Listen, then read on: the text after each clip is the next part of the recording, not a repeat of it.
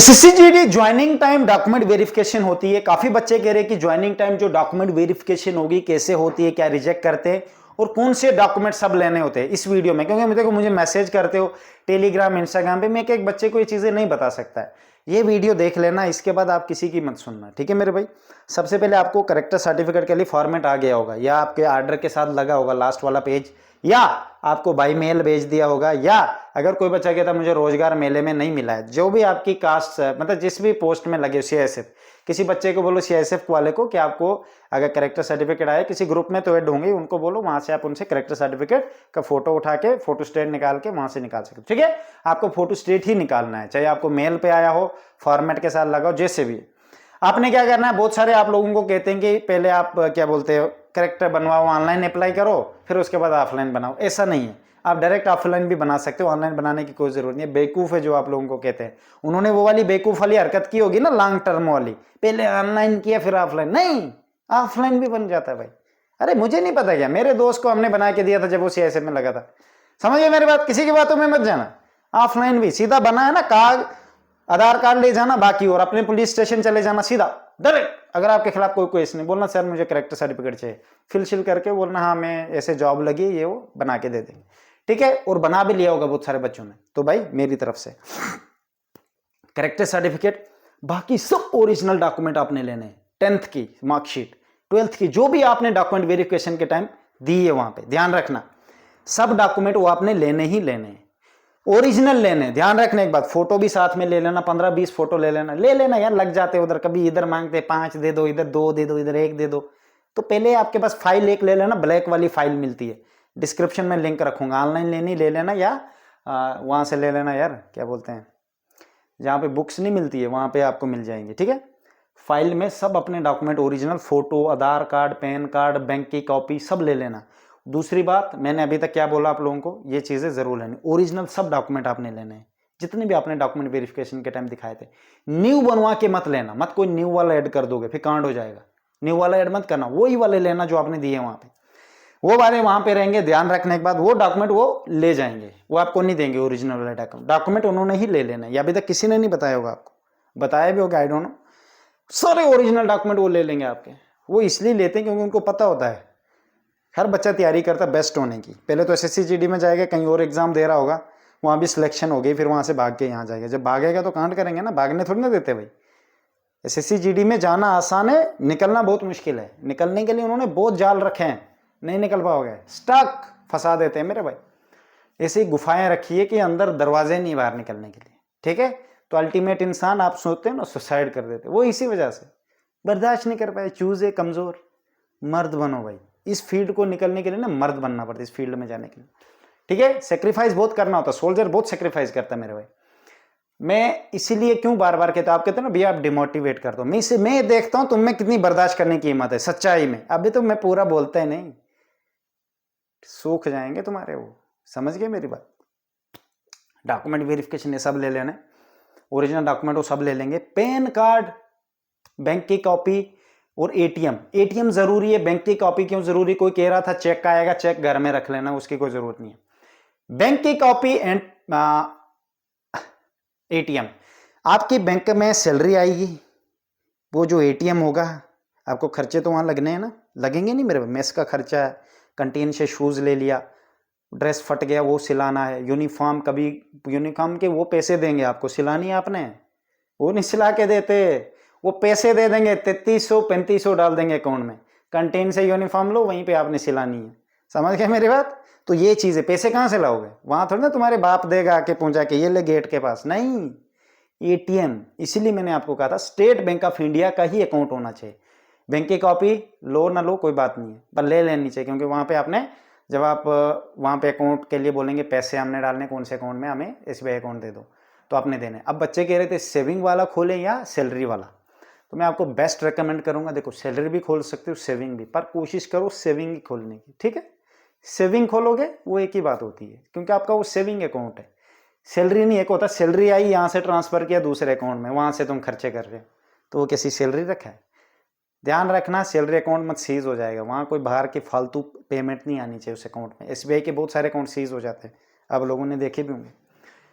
सी salary आएगी, कोई बात नहीं, डन। बाहर का कोई उल्टे सीधे तरीके वाले पैसे नहीं आने चाहिए। समझ गए मेरी बात?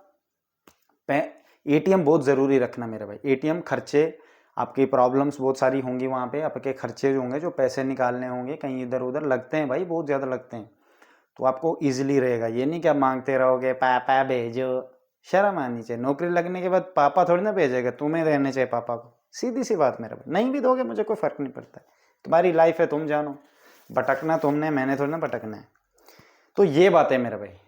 एटीएम का मतलब समझ आ गया ना। और बैंक की कॉपी सिर्फ स्टेट बैंक। अब फालतू बकवास नहीं करना, पापा का लूँगा, मम्मी का लूँगा, दादी का लूँगा, चाची का लूँगा, तेरा ही चाहिए। चाची को नौकरी नहीं लगी, तुझे लगी। समझ गए मेरे बात? जो भी डॉक्यूमेंट लगेंगे तेरे। अब कुछ बच्चे कह रहे थे कि आप मदर फादर के भी पेरेंट्स के डॉक्यूमेंट लगते हैं। पेरेंट्स के डॉक्यूमेंट क्यों लगते हैं? डिपेंडेंट, डिपेंडेंट क्या होता है? कल को आपके साथ कोई एक बड़ा हादसा हो जाता है, कांड हो गया, शहीद हो गया बंदा, नहीं होना चाहिए भगवान की दया से, पर चलो देश के लिए फिर क्या कर सकते हैं। तो जो सैलरी मिलेगी या ऐसे पीछे हिस्ट्री कुछ भी मिलेगा, तो वो किसको पैसे मिले? अब बहुत सारे हिजड़े होते हैं, वो क्या करते हैं, बीवी को रख लेते हैं, माँ बाप को ऐसे छोड़ दिया। जिस माँ बाप ने खून से, अपनी माँ ने खून से सींच सींच के तुझे बनाया, अब मैं बनाऊं, मेरी माँ ने मुझे बनाया, तुम बने, तुम्हें भी तुम्हारी माँ ने बनाया, अपने खून से बनाया, तो कर्ज कब निभाओगे? बहुत सारों को मैं देखता हूँ, पता क्या करते हैं, नहीं बीवी फिर अपनी है, माँ बाप कौन, छोड़, बाप के साथ ये से वो नहीं बनते बाद में। भाई सब मर्द क्या होता है, सबके साथ बना के रखनी होती है, बीवी के साथ भी, उसको भी ऐसे उसे नहीं लगना चाहिए, उनके साथ भी बीच में रहना होता है, न्यूट्रल। ऐसे ही आपने डिपेंडेंट भी ऐसे ही रखने, ये नहीं कि मेरे माँ बाप भाई के पास रहते हैं तो मैं क्यों रखूं, ये वाली हरकत नहीं करनी है। उनको भी अपने उसमें रखने ही रखने, चाहे जैसे भी हैं, माँ बाप है भाई, बनाया आप लोगों को। वाइफ तो डेफिनेटली रहेगी, ठीक है। ऐसे भी बहुत सारे केस आए हैं, वो बताऊंगा नहीं मैं इसमें, फिर आप बोलोगे देखो वाइफ की बुराई कर रहे हो, ठीक है। अभी रिसेंटली मैंने एक केस देखा, एक वुमेन थी, उसका हस्बैंड आर्मी में था, ऑफिसर था हाई लेवल का। उसको लालच चाहिए कि अगर ये टपकेगा तो मुझे इसकी सैलरी मिलेगी, पूरी लाइफ मिलेगी।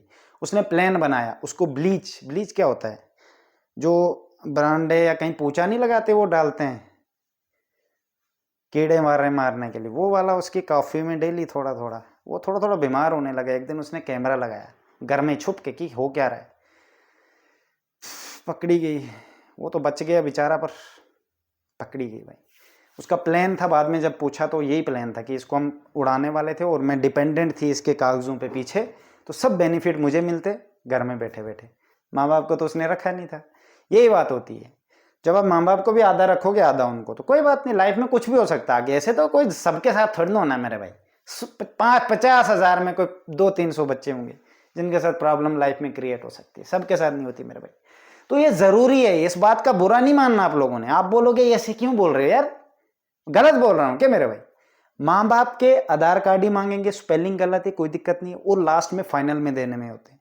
शायद पहले भी बोल सकते हैं, पर आपको कोई दिक्कत करने वाली बात नहीं है। घर से एक फोन करोगे, पापा आधार कार्ड ऑनलाइन भेजो, फोन में आ जाएगा, बात खत्म।